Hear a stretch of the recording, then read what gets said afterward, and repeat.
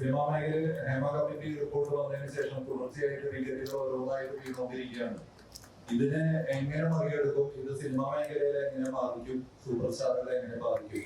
അറിയില്ല. എങ്ങനെ ബാധിക്കണമോ അങ്ങനെ തന്നെ ബാധിക്കണം. ഇത് ആരോപണങ്ങൾ ഉണ്ടെങ്കിൽ പഴുതടച്ചുള്ള അന്വേഷണം ഉണ്ടാകണം.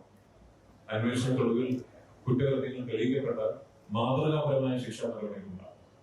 അങ്ങനെ തന്നെ ഇതിനൊരു അവസാനം ഉണ്ടാകാൻ സാധിക്കും. വിക്ടിങ്ങളുടെ പേരുകളല്ല, പിന്നെ ആക്രമിക്കപ്പെട്ടു എന്ന് പറയുമ്പോൾ വേട്ടക്കാരന്റെ പേര് പറയുന്നത് വേട്ടക്കാരനാണോ പോലും അറിയത്തില്ല. പക്ഷെ അയാൾ അനുഭവിക്കുന്ന പ്രശ്നം ഉണ്ടാവില്ല. തീർച്ചയായിട്ടും അതിനൊരു പ്രോസസ്സും എന്തെങ്കിലും ചെയ്തിട്ടുണ്ടെങ്കിൽ തെളിവൊന്നും ഉണ്ടെങ്കിൽ എല്ലാ കാര്യമുള്ളൂ. അല്ലെങ്കിൽ അയാളുടെ ജോലി, അയാളുടെ പ്രൊഫഷൻ, അയാളുടെ കുടുംബം എല്ലാം ഒരു സ്ഥലത്ത് നശിച്ചുകൊണ്ടിരിക്കുകയാണ്. അങ്ങനെ ഒരു പ്രോസസ് ശരിയാണെന്ന് വിശ്വസിക്കുന്നുണ്ടോ? അതാണല്ലോ ഈ നാട്ടിലെ നിയമവ്യവസ്ഥയെ അനുശാസിക്കുന്ന പ്രോസസ്. അതാണ് ഞാൻ പറഞ്ഞത്. ആരോപണങ്ങൾ ഉണ്ടാവുകയാണെങ്കിൽ അന്വേഷണങ്ങൾ ഉണ്ടാകണം. അന്വേഷണങ്ങൾ ഉണ്ടായി കുറ്റകൃത്യം തെളിയിക്കപ്പെടുകയാണെങ്കിൽ മാതൃകാപരമായ ശിക്ഷാ നടപടി ഉണ്ടാകാം. ഇനി അതല്ല, അന്വേഷണത്തിനൊടുവിൽ ഈ ആരോപണങ്ങൾ കള്ളമായിരുന്നു എന്ന് തെളിയിക്കപ്പെട്ടാൽ മറിച്ചും മാതൃകാപരമായ ശിക്ഷാ നടപടികൾ ഉണ്ടാകണം. ഇരകളുടെ പേരുകൾ മാത്രമാണ് സംരക്ഷിക്കപ്പെടേണ്ടത് നമ്മുടെ നാട്ടിലെ നിയമവ്യവസ്ഥിതി അനുസരിച്ച്. ആരോപണ വിധേയരുടെ പേരുകൾ സംരക്ഷിക്കപ്പെടാൻ ഒരു നിയമവ്യവസ്ഥിതി ഇന്ന് നാട്ടിൽ ഇല്ലാത്തിടത്തോളം കാലം അത് പുറത്തെടുക്കുന്നതിൽ നിയമ തടസ്സങ്ങളുണ്ടെന്ന് ഞാൻ കരുതുന്നില്ല. So it's up to government. ആ കമ്മിറ്റി റിപ്പോർട്ടിലുള്ള പേരുകൾ പുറത്ത് വിടണോ വിടണ്ടേ എന്നുള്ള തീരുമാനം എടുക്കേണ്ടത് ഞാനോ നിങ്ങളോ അല്ല, അധികാരത്തിരിക്കുന്ന ആൾക്കാർ. മലയാള സിനിമയിലെ ഒരു സീനിയർ ആർട്ടിസ്റ്റ് എന്ന രീതിയിൽ ഒരു ഞെട്ടൽ ഉണ്ടായിരുന്നു. സിനിമയ്ക്കുള്ളിൽ ഇങ്ങനെയൊരു സംഭവങ്ങളൊക്കെ നടക്കുന്നു. ഞാൻ എന്തിനാണ് ഞെട്ടുന്നത്? ഹേമ കമ്മീഷനുമായിട്ട് ആദ്യം സംസാരിച്ച ആൾക്കാർ ഒരാളാണ്. ഈ റിപ്പോർട്ട് സമർപ്പിക്കപ്പെടുന്നത് സിനിമാ മേഖലയിൽ സ്ത്രീകൾ നേരിടുന്ന പ്രശ്നങ്ങളെ കുറിച്ച് സമഗ്രമായ ഒരു പഠനം നടത്തുവാനും അതിനെ തുടർന്ന് എങ്ങനെ ഒരു സേഫ് വർക്ക് സ്പേസ് ക്രിയേറ്റ് ചെയ്യാൻ സാധിക്കും എന്നുള്ളതിനെ കുറിച്ച് ചിന്തിക്കാനും വേണ്ടിയാണ്. അപ്പോൾ ഈ റിപ്പോർട്ട് പ്രസിദ്ധീകരിച്ചു എന്നുള്ളത് ഞാൻ എന്തിനാണ് ഞെട്ടുന്നത്?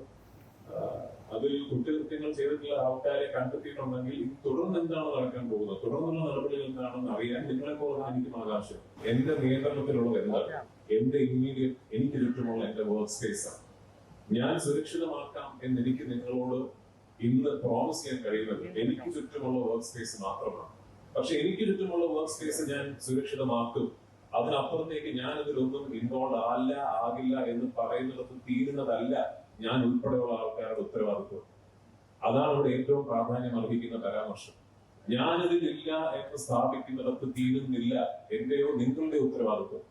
എന്റെ ഉത്തരവാദിത്വം അവിടെ തീരുന്നില്ല എന്ന് ഞാൻ പറയുന്നത് പോലെ തന്നെ ഇന്നത്തെ പ്രൈം ടൈമിൽ ഒരു ഹെഡ്ലൈൻ കണ്ടെത്തുന്നതിലോ ഇന്നത്തെ ടൈം ലൈനുകളിലെ ഒരു ക്ലിക്ക് വെയിറ്റ് കണ്ടെത്തുന്നതിലോ നിങ്ങളുടെയും ഉത്തരവാദിത്വം തീരുന്നില്ല.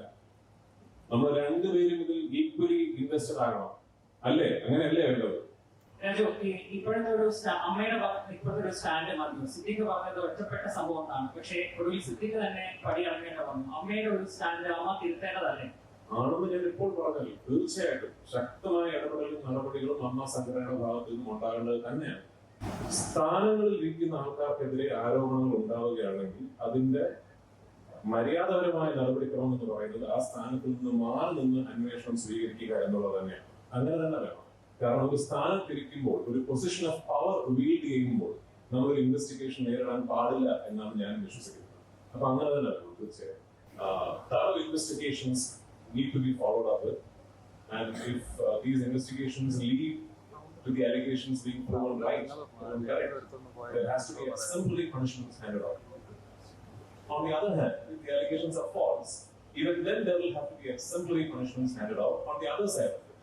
Either way, these allegations need to be treated with the utmost seriousness, and I truly hope that this is the beginning of a process that will clear up all the murk that there is in front of us in terms of doubts, inhibitions, how we work, and everything.